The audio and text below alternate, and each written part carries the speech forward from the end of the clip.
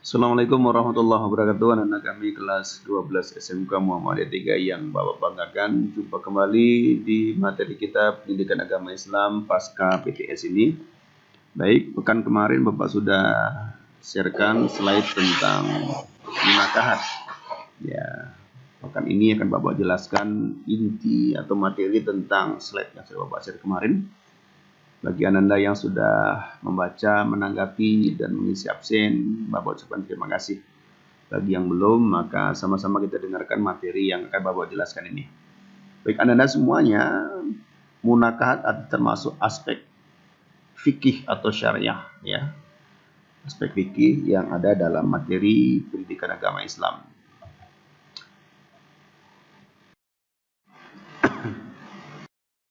Baik, indikator yang akan dicapai adalah Anda dapat menjelaskan hukum Islam tentang talak, rujuk, nikah, hikmah talak, rujuk dan segala macam.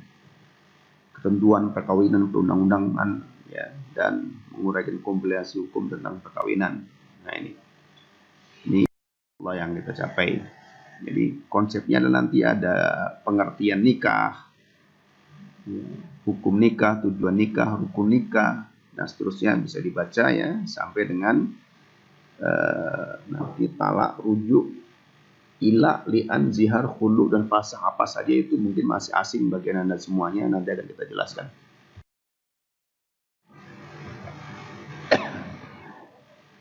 Ini dasar hukum. A'udzubillahi minasyaitonirrajim. Bismillahirrahmanirrahim. Ya ayuhan nasu taqu rabbakum alladzi khalaqakum min nafsin wahidah wa khalaqa minha zawjaha wa bassa minha rijalan katsiran wa nisaa wattaqullaha alladzi tasaaluna bihi wal arham innallaha kana alaikum raqiba. Ini dasarnya, silakan dibaca sampai ila akhir ayat. Nah, baik, kita masuk pada materi tentang ketentuan hukum Islam tentang pernikahan.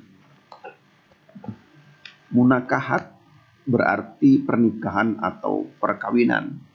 Dalam istilah syariat, nikah berarti melakukan suatu akad atau perjanjian untuk mengikatkan diri antara seorang laki-laki dan seorang perempuan, serta menghalalkan hubungan keduanya dengan dasar sukarela dan persetujuan bersama demi terwujudnya keluarga yang bahagia diridhoi oleh Allah Subhanahu wa ta'ala.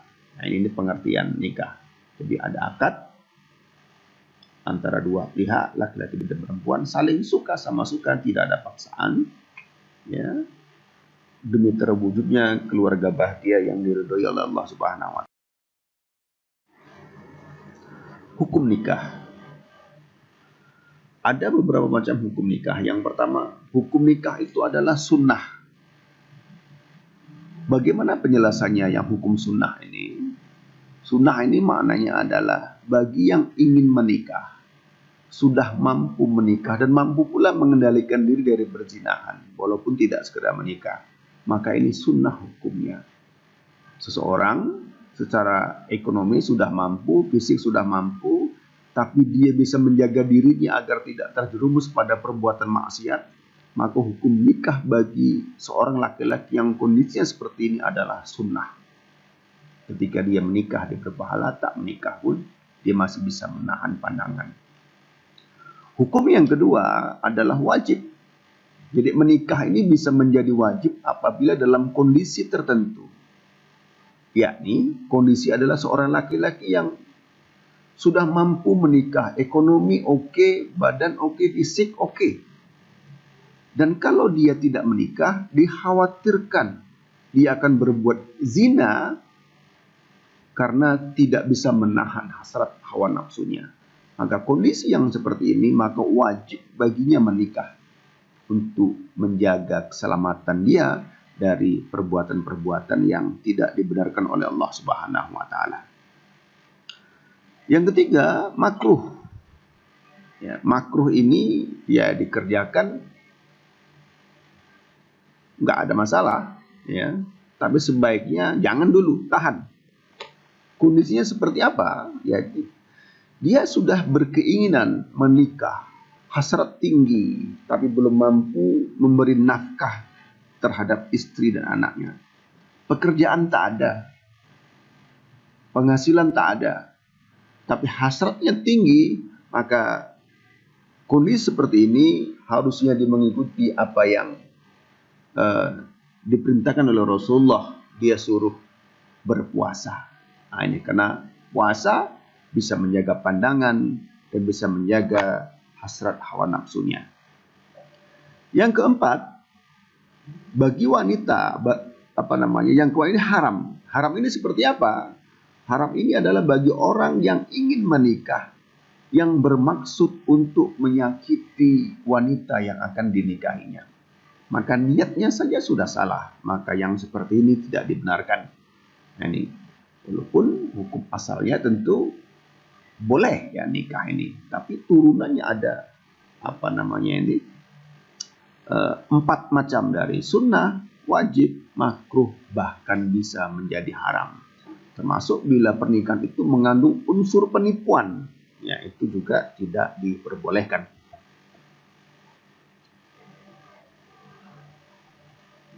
Nah, ini hadis tadi, wahai para pemuda, jika di antara kamu sudah memiliki kemampuan untuk menikah, hendaklah menikah. Karena pernikahan itu dapat menjaga pandangan mata dan lebih memelihara kemaluan atau kehormatan. Dan barang siapa yang tidak mampu menikah, hendaklah ia berpuasa. Sebab puasa itu sebagai penjaga baginya. Ini tadi yang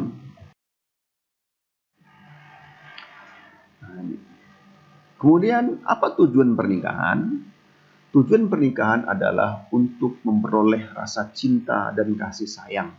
Sekali lagi, untuk memperoleh rasa cinta dan kasih sayang. Wa ja'ala bainakum mawaddatan wa rahmah. Nah itu. Dan dijadikannya di antara kamu rasa kasih dan sayang. Jadi dengan pernikahan terjadi hubungan yang harmonis. Mawaddatan wa rahmatan. Yang kedua, memperoleh keterangan hidup.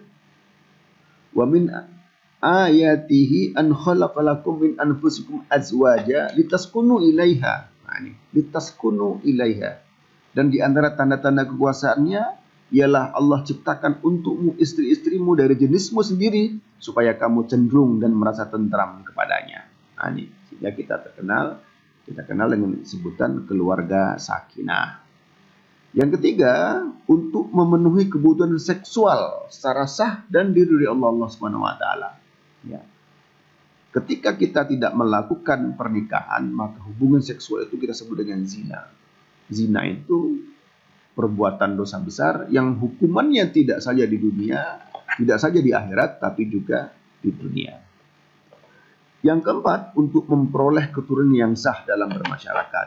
Nah ini sehingga keturunan kita nasabnya jelas. Yang kelima, untuk mewujudkan keluarga bahagia dunia dan akhirat.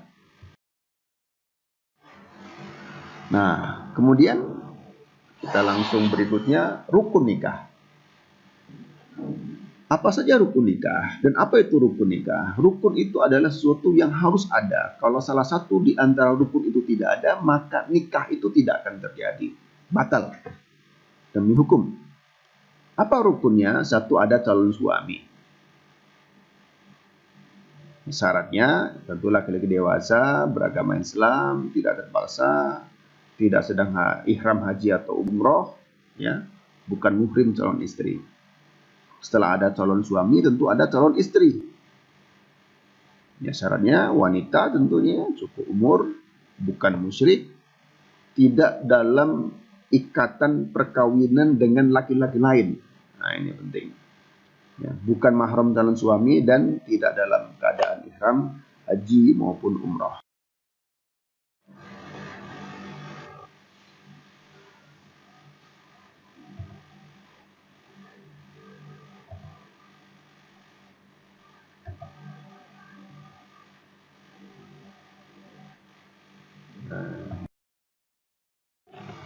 Kemudian ada dua orang saksi. Syaratnya silakan dibaca, ya. Itu syarat-syaratnya, silakan dibaca sendiri. Dan berikutnya ada akad nikah. Akad nikah yaitu ucapan ijab dan kabul. Ijab adalah ucapan wali dari pihak mempelai wanita sebagai penyerahan kepada laki-laki.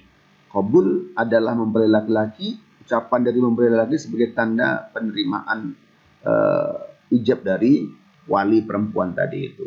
Ya, bunyinya adalah ya, kalau dari pihak wali, aku nikahkan engkau dengan anakku bernama bla bla bla dengan mas kawin ya seperangkat alat sholat atau 50 gram emas murni dan seterusnya. Kemudian qabul sebagai penerimaan, aku terima nikahnya bla bla bla dengan mas kawin ya seperangkat alat sholat atau 50 gram emas murni. Itu maka ketika para saksi mengatakan sah, maka sahlah mereka berdua sebagai suami istri.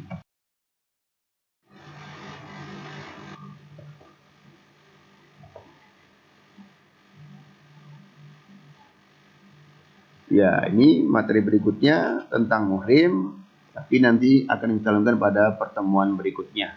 Baik, sampai sini materi kita pada